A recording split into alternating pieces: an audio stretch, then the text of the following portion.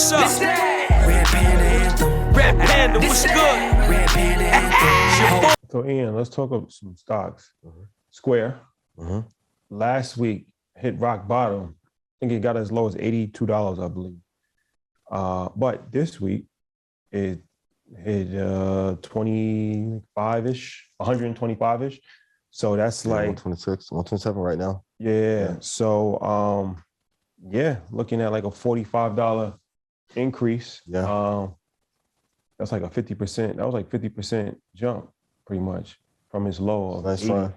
in the last. So what happened with Square to jump that quickly? I mean, once certain companies of value hit so low, it's like if you sold these beautiful sweatshirts for $15. It's like you have some deals that are so good you cannot deny. Most people are waiting and buying 5% off the high. And I've told you guys before, wait till 45%, 43% off the high. You'll be good. I know some of you were killing me like, man, the crystal ball broken and Square cracked it, right? They're going to be good. Jack hasn't even announced his plans for the team. So even with Peloton, they have a new CEO. Love his vision. Jack hasn't even announced what his plan is with the new team yet of how to, Mike's happy about that. You're happy about that. So when they announced that they'll be fine, but do you think a payment processor like Square is really going to fall through the floor and get back to $45? No, it's just that so much was happening in the world. Hedge funds was letting off their positions, family offices, fund of funds, and then retail traders came in after that, and everything started to fall apart. But they're going to make a nice bounce. And I know some people are going to ask about the Russia trade. If you're going to swing RSX, you're going to have to hold it for 4 years. Like Russia could collapse. Do not touch that trade. It is not worth it. It's other things you can buy. Square would definitely go back. And it should hit 180.67 in maybe 4 months. So you'll be good. You'll be good. Yeah, I think they reported their earnings and outperformed.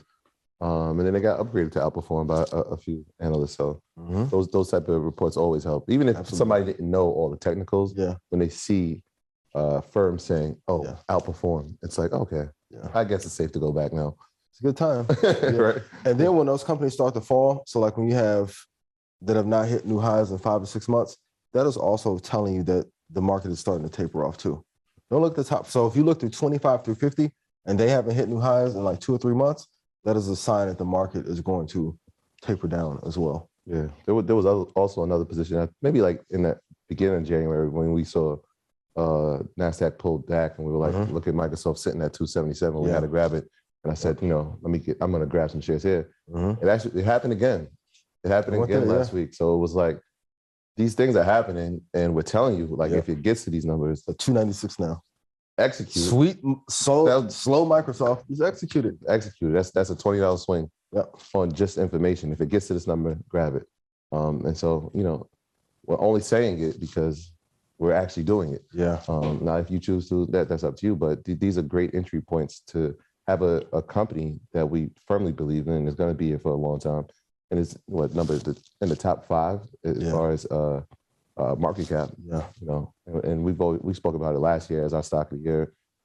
When it hits these points, we got to make sure that we're ready to execute. If you're thinking, how often do you guys think about like, okay, what is the business going to do over the next 2 days? Like you guys are always thinking long term. Y'all 2-3 years feel like 10 for most people. Continue to think and buy for the long term. You see Shoddy face? Every business is the same. Forex, futures, crypto. You can see crypto slid down. All markets are tied together. If you hold for the long term, you'll be good. Stop worrying. Like Russia doesn't matter. Everyone cared about inflation 2 and 3 weeks ago. No one cared. Trump election versus Biden, they cared about that. It doesn't matter anymore. Rotation was a big thing a year ago. None of that shit matters. Transitory was the word. Holding for 5 years is what matters. And now, once again, you know it because Def Jam, Interscope, Arista back in the day, they never let an artist sign a 1-year deal. It was locking everybody in for 5 or 10 years.